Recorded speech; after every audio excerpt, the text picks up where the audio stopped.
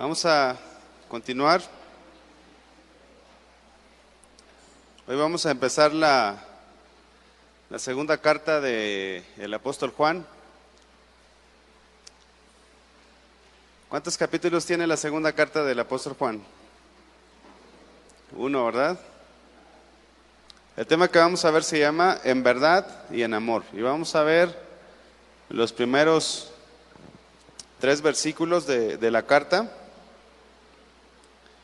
Y antes de ir a los versículos, pues es una carta muy sencilla, aparentemente. Es una carta que se considera un resumen de la primera carta, porque trata temas muy similares.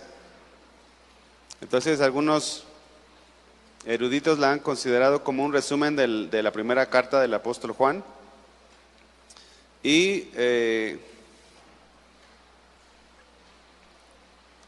pues prácticamente aborda temas como el amor, como el anticristo, que ya lo habíamos visto en la primera carta, y va a ser una buena forma para los que están de nuevo ingreso, para los que apenas están empezando el instituto bíblico, puedan conocer un poquito de la primera carta. Los que ya estuvieron el trimestre pasado, pues vamos a reafirmar algunas verdades. ¿Ok? Bien, pues se escribió alrededor de los años 90 después de Cristo. Recordemos que el Evangelio de Juan fue escrito alrededor del año 85 después de Cristo. Y se integró al canon de las Escrituras, al canon de la Biblia, alrededor del año 400 después de Cristo. Se pasaron bastantes años para que esta carta se considerara como una carta inspirada por el Señor. Y las razones principales de su incorporación obedecen al hecho de que este documento fue escrito, o esta carta fue escrita por el apóstol Juan, y a la vez varios de los padres de la iglesia la citaron como palabra de Dios. Es el caso de Clemente de Alejandría, de Orígenes, de Dionisio, de Atanasio, y fue hasta el año 400 en que se incluyó en el canon de las Escrituras. Recordemos que no muere el Señor Jesucristo y resucita y al siguiente año ya estaba el Nuevo Testamento listo, ¿no? Fue un periodo largo y bueno, hasta que se formó el listado de todos los libros que ahora tenemos. El motivo por los cuales se escribió esta carta principalmente fue para contrarrestar las enseñanzas del gnosticismo, al igual que la primera carta del apóstol Juan. El gnosticismo, recordemos que enseñaba que Jesús no había sido de carne y hueso, sino que solamente había sido una apariencia, ¿no? Porque ellos decían, los gnósticos, decían que el espíritu era bueno y la carne era mala. Entonces, en los tiempos del apóstol Juan, estaban los judíos cristianos, o sea, judíos que se volvieron al cristianismo, y estaban los cristianos griegos, los llamados helenistas. Por un lado estaban los cristianos judíos, que eran influenciados por la ley de Moisés y estaban atraídos en guardar las prácticas del judaísmo, y por otro lado estaban los cristianos griegos, que estaban siendo influenciados por el gnosticismo. Y por esta razón el apóstol Juan escribe la segunda carta, y vamos a ir entonces al versículo 1, segunda de Juan 1:1. Pueden ir leyendo tanto la segunda carta como la tercera. Nos quedan alrededor de 9 enseñanzas en lo que queda del trimestre. Sé que apenas estamos empezando, pero pues ya nos quedan 9 y vamos a dividir las dos cartas en 9 enseñanzas. Entonces, pueden ir leyendo las dos cartas, inclusive pueden ir memorizándolas. Creo que es una buena práctica, ¿verdad? Empieza la segunda carta, segunda de Juan 1:1. El anciano a la señora elegida y a sus hijos, a quienes yo amo en la verdad, y no solo yo, sino también todos los que han conocido la verdad. El capítulo 1, versículo 1 de tercera de Juan, también allí se identifica el apóstol Juan como el anciano. En varias de las cartas de Pablo, él se refiere a sí mismo como Pablo, apóstol de Jesucristo, o la de Santiago, siervo del Señor, ¿verdad? Pero Juan se describe a sí mismo como el anciano. Esto nos arroja dos posibles interpretaciones. Una es que se refiere a la edad avanzada que tenía el apóstol y era como una expresión de cariño. Esa es una posibilidad o una interpretación. Y la otra, que es lo que concuerda la mayoría de los estudiosos de la Biblia, es que se refiere, anciano, la palabra anciano se refiere a su posición y rango de responsabilidad. Se define la palabra anciano como presbítero y se refiere al mayor o a un líder de la iglesia. Entonces, esta palabra anciano es común en la Biblia, lo vemos desde Moisés, cuando establece ancianos, aquellos que eran las cabezas o líderes de las tribus y de las familias. Lo establece Moisés, establece 70 ancianos. Luego también Salomón establece ancianos.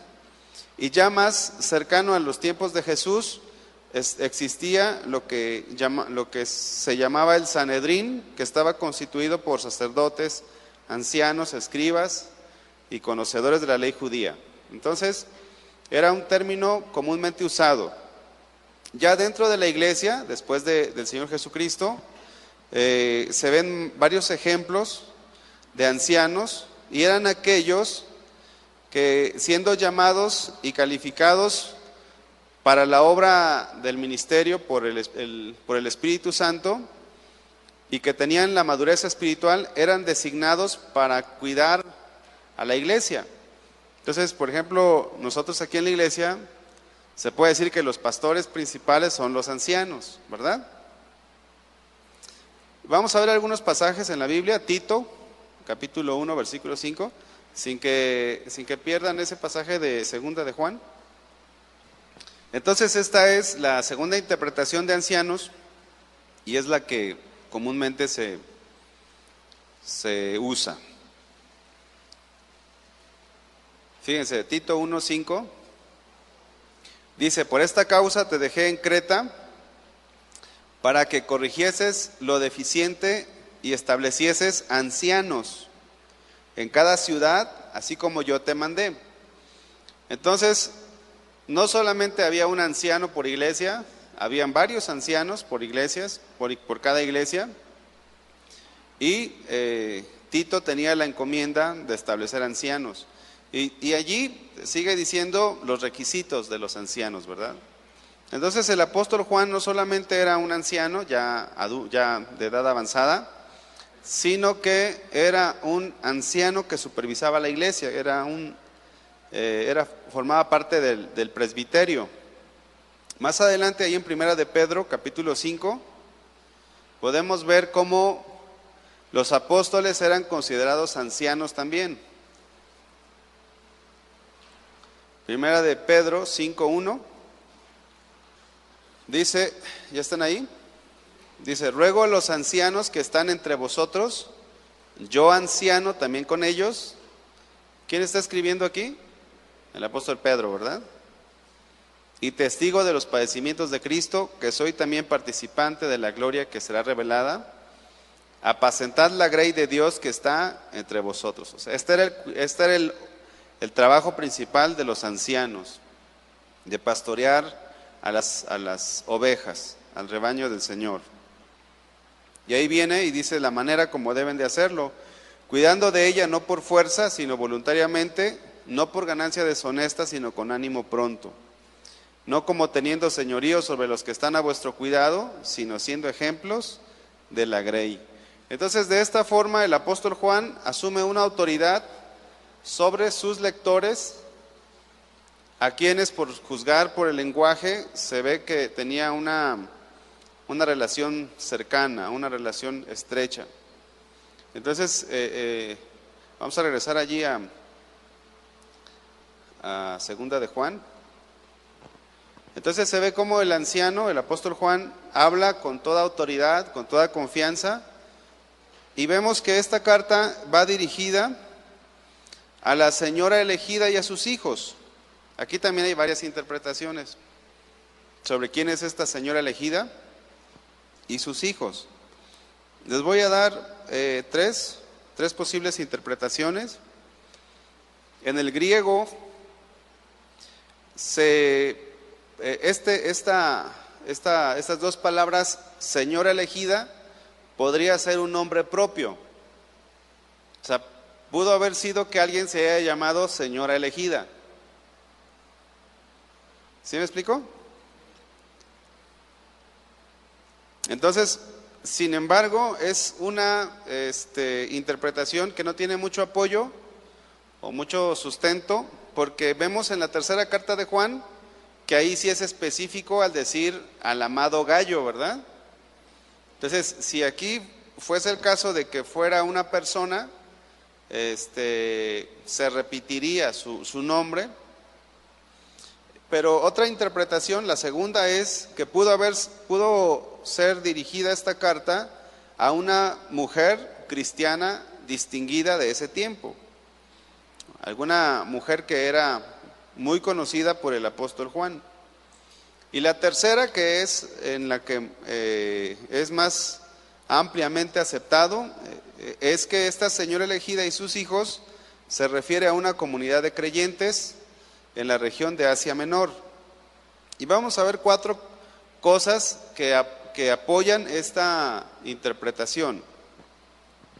La primera es que el apóstol le manifiesta su amor no a una persona, sino a los creyentes en general.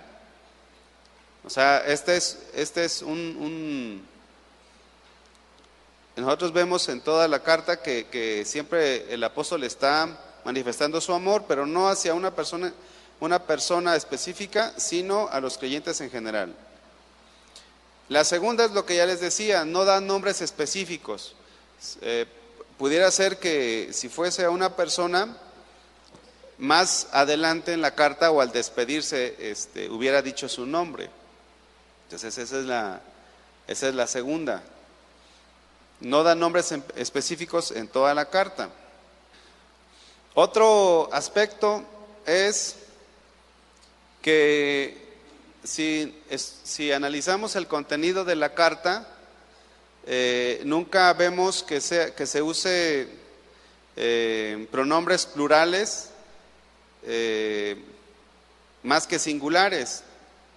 Más bien al revés, se usan más pronombres plurales más que singulares, y esto nos indica que no era a una persona, sino a un grupo en general.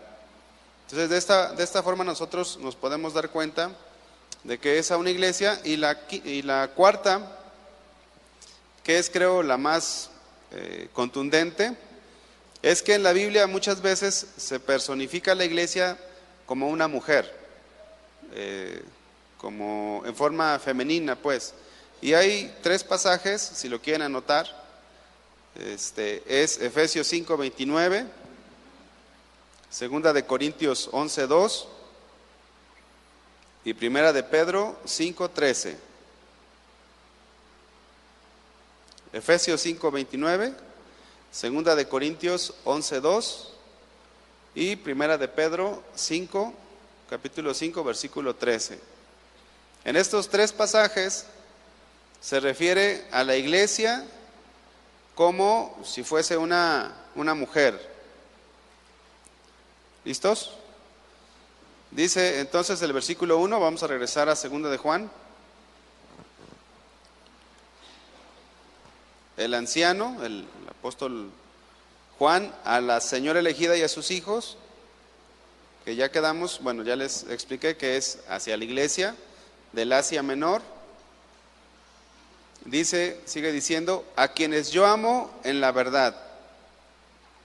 Aquí la palabra amo o amar se define como un sentimiento, como un afecto muy fuerte hacia los hermanos. El apóstol Juan es el apóstol del amor, ¿verdad? Así se conoce también. Dice, a quienes yo amo en la verdad, dentro de la verdad o en la verdad de Dios.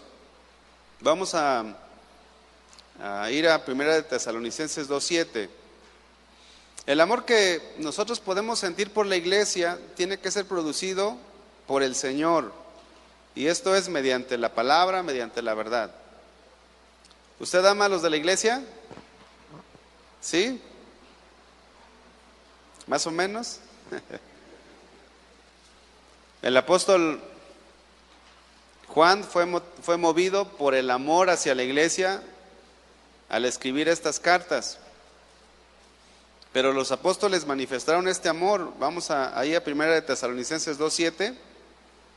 Dice, antes fuimos tiernos entre vosotros como la nodriza que cuida con ternura a sus propios hijos. Fíjense cómo escribe el apóstol Pablo. Tan grande es nuestro afecto por vosotros que hubiéramos querido entregaros no solo el evangelio de Dios, sino también nuestras propias vidas, porque habéis llegado a sernos muy queridos. Entonces, una persona que quiere servir a Dios, inclusive aunque usted no sirva a Dios, tiene que amar a sus hermanos. Debemos de amarnos. Dice la Biblia que en esto van a conocer que somos discípulos de Jesús si nos amamos los unos a los otros. Entonces, cuando venimos del mundo, nos acercamos a Dios, pues en el mundo cada quien ve por lo suyo, ¿verdad? Pero en Cristo es diferente. Y aquí es importante notar el balance que hace el apóstol Juan cuando habla acerca del amor y la verdad. El tema, ¿cómo dijimos que se llama? En amor, en verdad y en amor. Así se llama el tema. ¿Por qué es importante que veamos esto? Porque muchas veces se sacrifica la verdad por el amor. O sea, a veces hay un desequilibrio. Otras ocasiones se sacrifica el amor por la verdad. El que nos amemos no debe de llevarnos a solapar el pecado de nadie, ¿verdad? No debemos, pero tampoco debemos de ser tan duros que defendamos la verdad sin el amor. Esto es común a veces.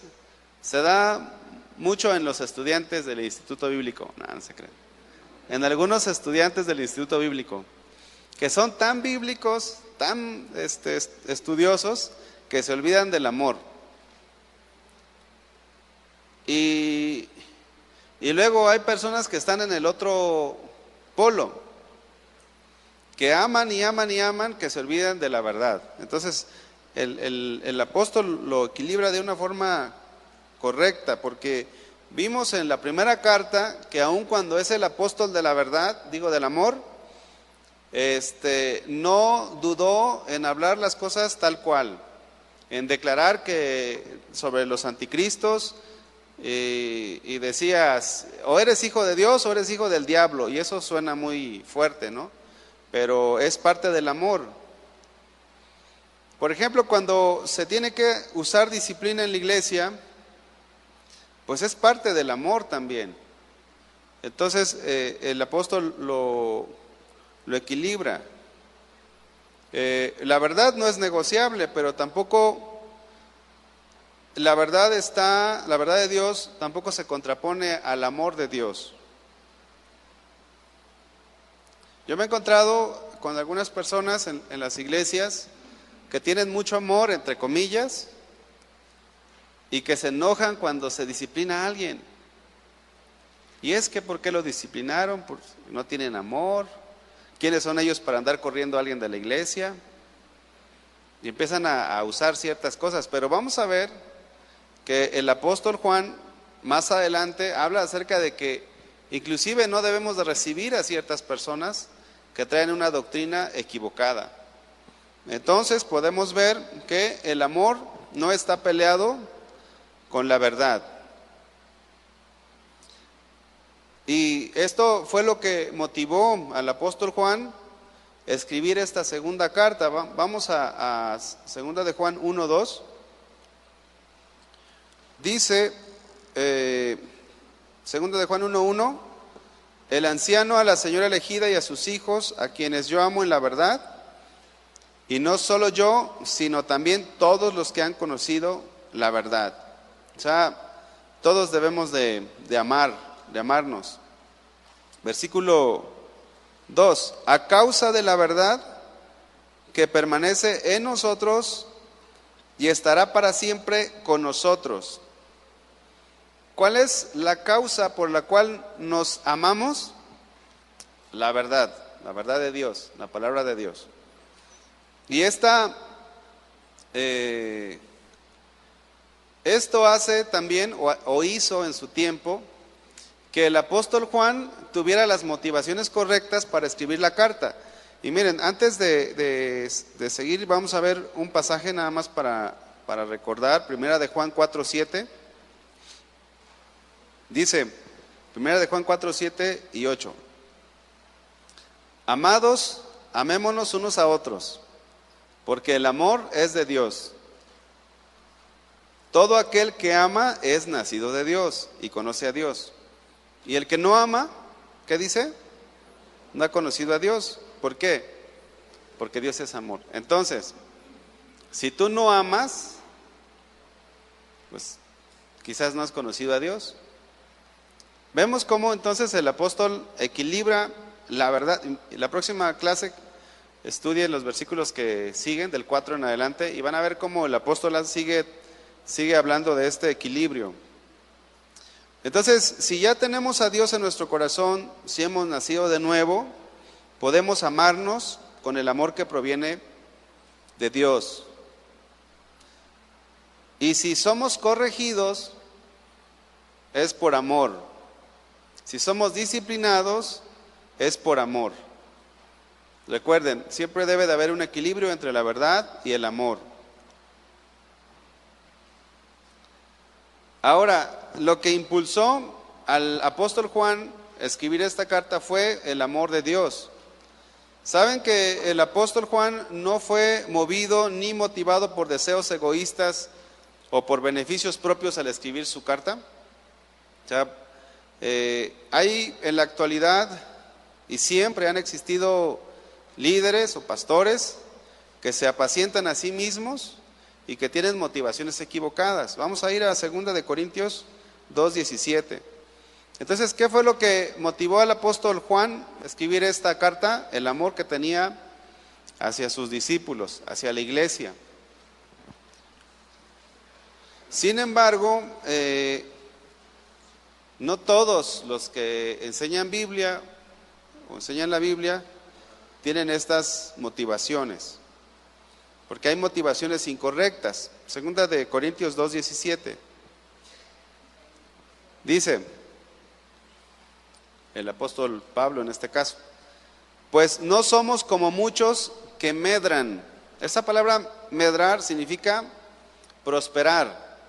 Entonces lo podemos leer de esta manera: porque no somos como muchos que prosperan falsificando la palabra de Dios, sino que con sinceridad y como de parte de Dios y delante de Dios hablamos en Cristo. Entonces, desde siempre ha existido personas que hacen negocios con la palabra de Dios.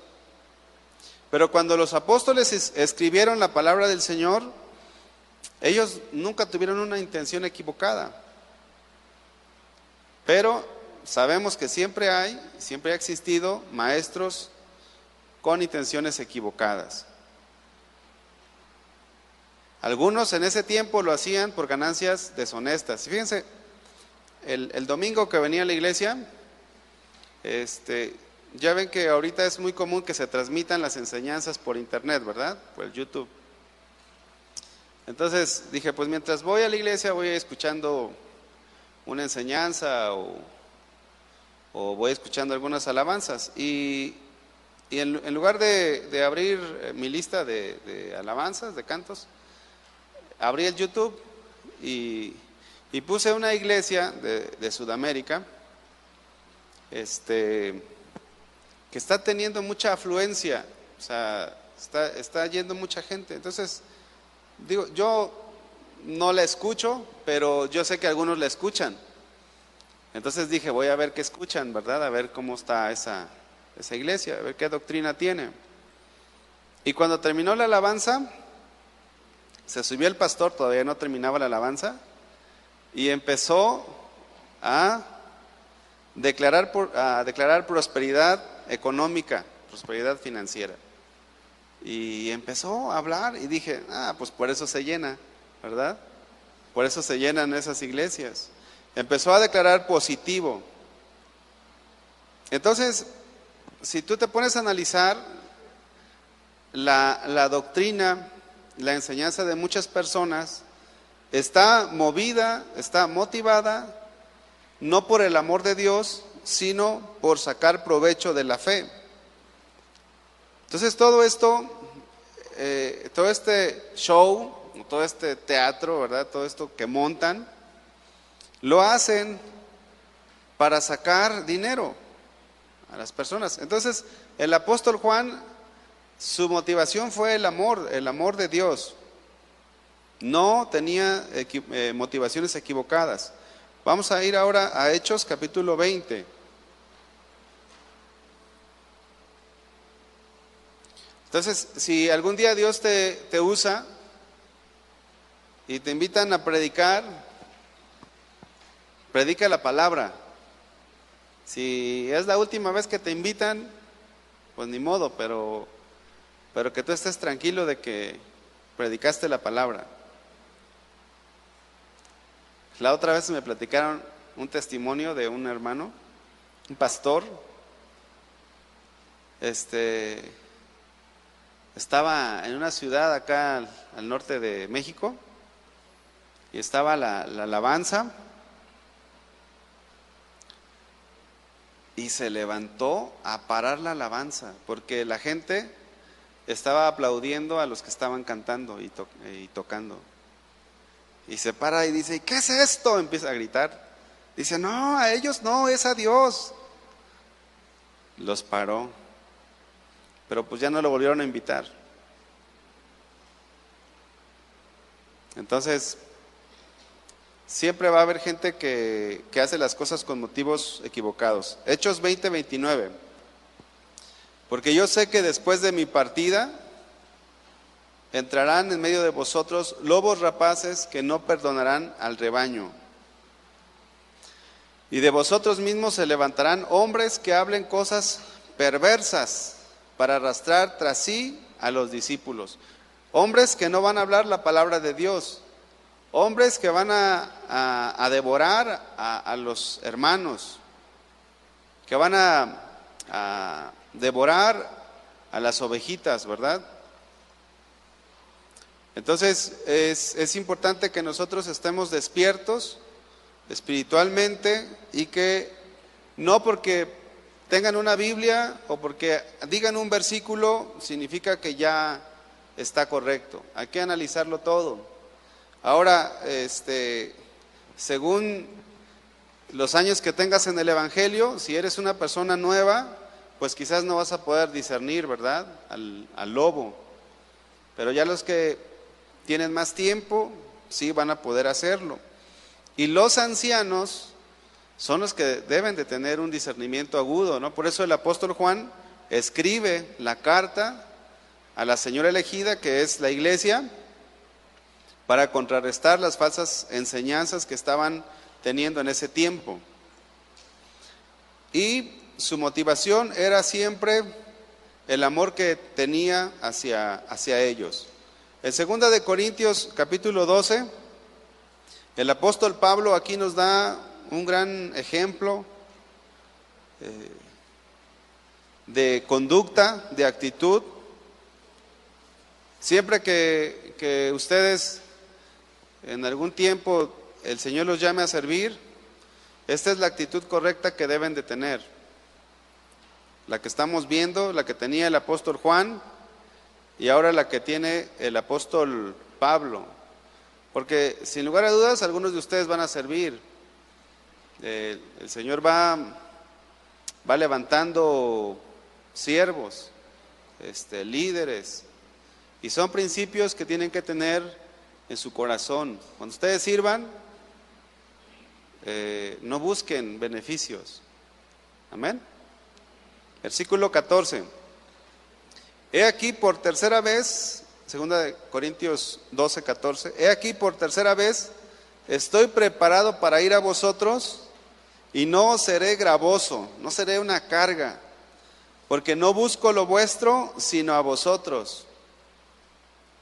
Pues no deben atesorar los hijos para los padres, sino los padres para los hijos, dice el apóstol Pablo. Y yo con el mayor placer gastaré lo mío, y aún yo mismo me gastaré del todo. ¿Por qué? Por amor de vuestras almas, aunque amándoos más he amado menos. Lo que motivó el apóstol Juan a escribir la segunda carta fue el amor de Dios. Lo que nos debe de motivar a servir es el amor a Dios, no otra cosa. Esa es la motivación correcta. Si no te dan nada, pues tú no vas por lo que te dan, ¿verdad? O no vas a ir.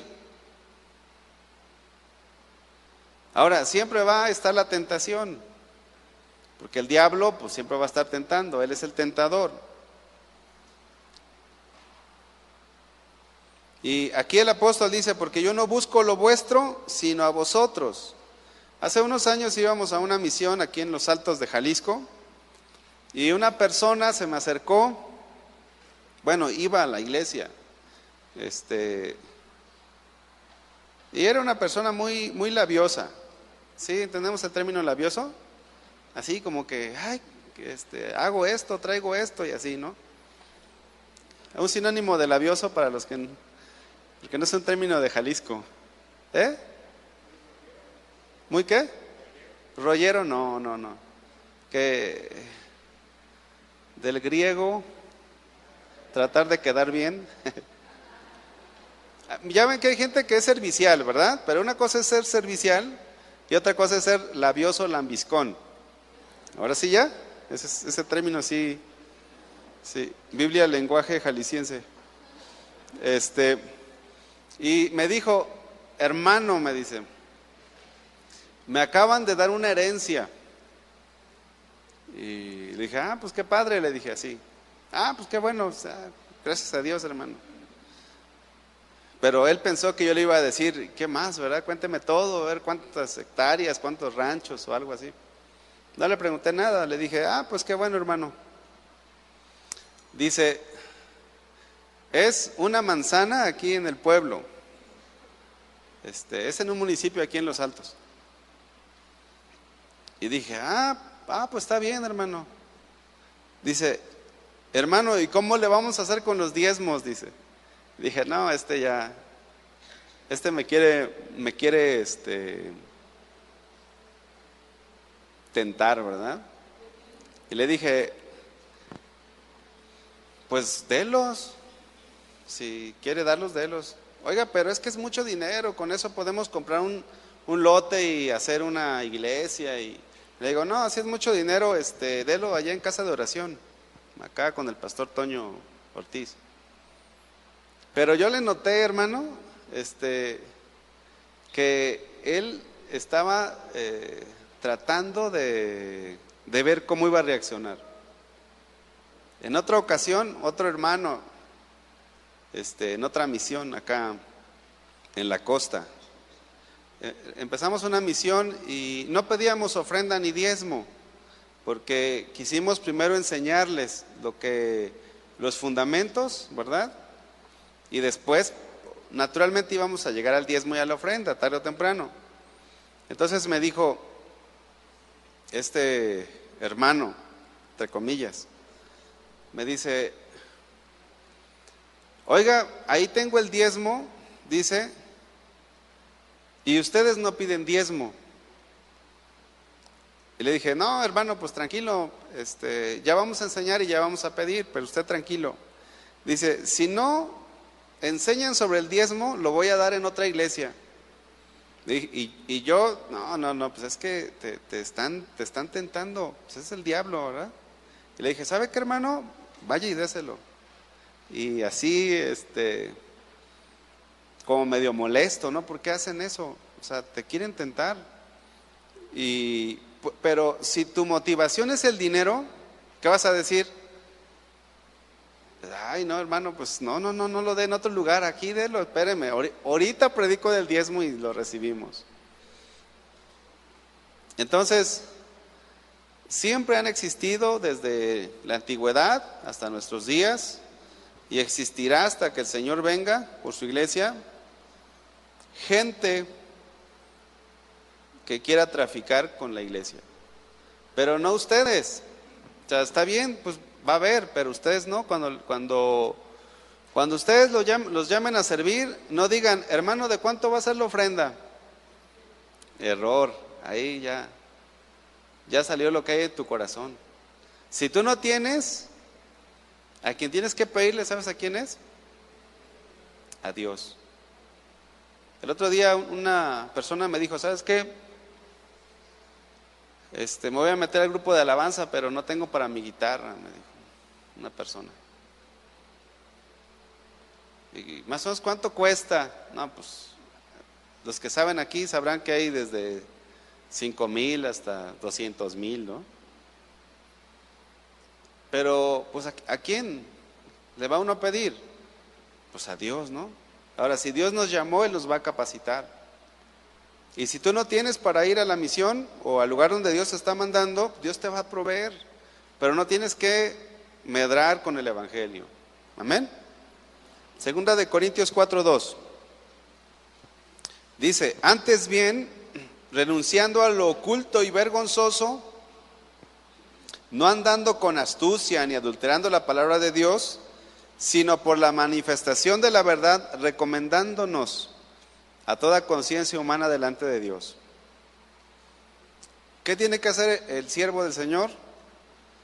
Los que quieren servir, renunciar a lo oculto y vergonzoso, no andando con astucia ni adulterando la palabra de Dios. Entonces hay muchos fraudulentos, pero también hay buenos siervos de Dios, ¿verdad que sí? ¿Sí hay aquí o no? ¿Sí? ¿Cuántos dicen amén? Aquí estoy. Que no te corrompa nada. Nada. ¿Quién era el que decía? Creo que el pastor Pablo Hunter decía que donde apunta la mano de Dios, también ahí está la provisión. Entonces, hay gente que, bueno, sabemos que no todos son instruidos en la palabra de Dios. Yo estaba en una iglesia antes,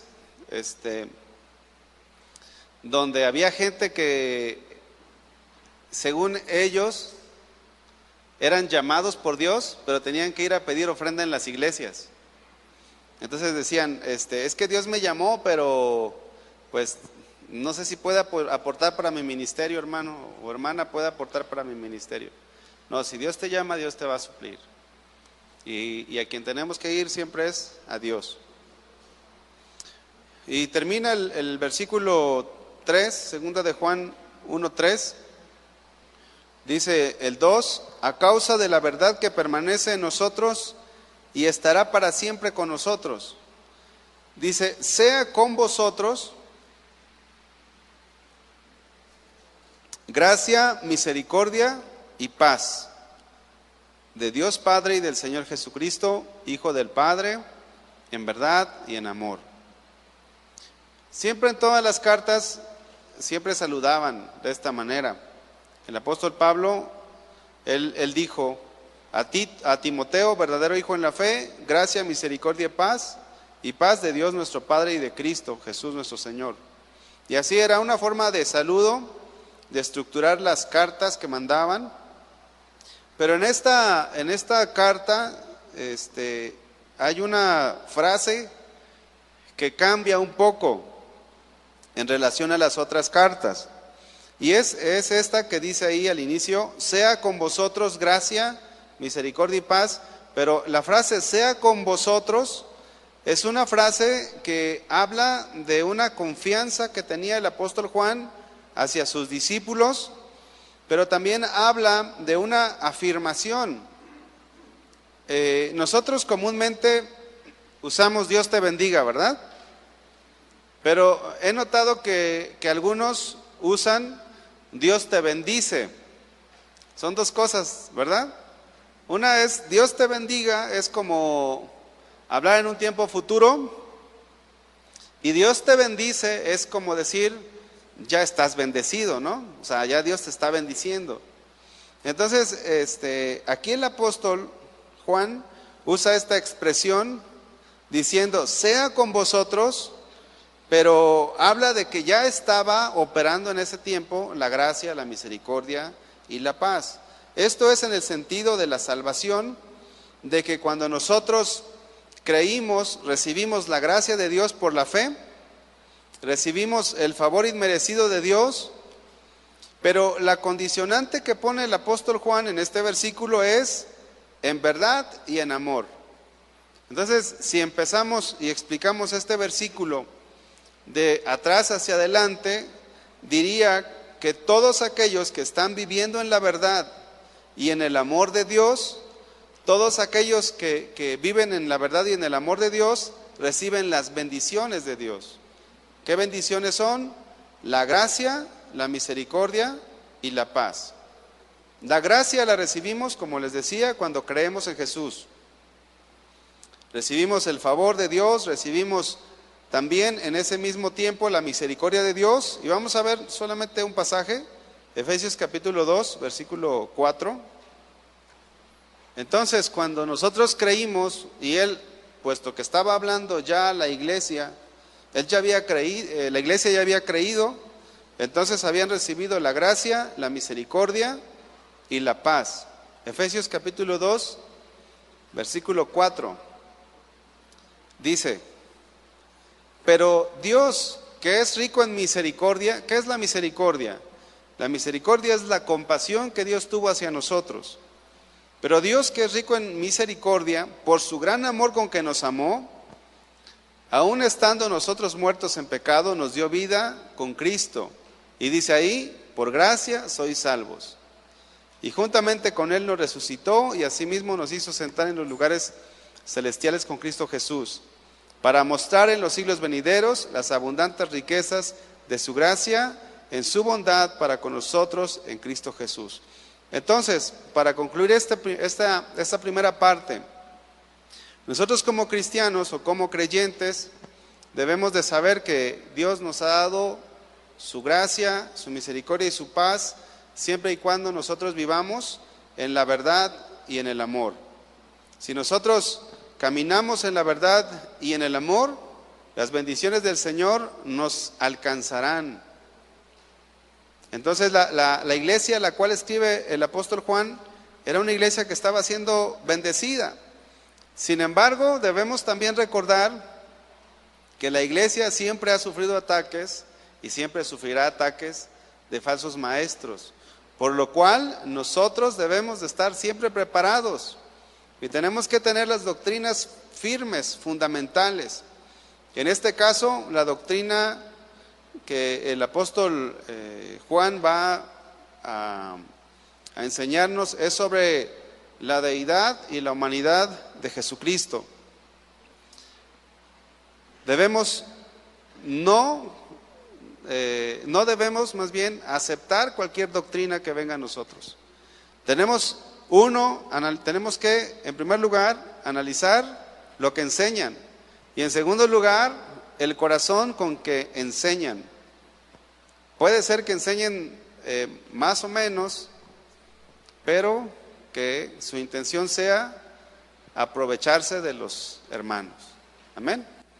Bien. Dice el Salmo 23, Ciertamente el bien y la misericordia me seguirán todos los días de mi vida, y en la casa de Jehová moraré por largos días. Que Dios nos bendiga. Amén. Vamos a orar. Señor, te damos gracias. Gracias, Señor, porque aun cuando es una carta con pocos versículos, con pocas palabras, es una carta que tú inspiraste, Señor, y es palabra tuya. Te pedimos, Señor, que nos vayas llevando, que nos vayas introduciendo, Señor, a tu palabra de una forma en que podamos ser edificados, en que podamos ser enseñados, Señor. Sabemos que hay falsos maestros, hay falsos obreros, Señor. Ayúdanos, Señor, a poder discernir, a poder diferenciar entre una falsa doctrina y entre la sana doctrina, Señor. Bendice a cada uno de mis hermanos en el nombre de Jesús. Amén. Dios los bendiga, hermanos.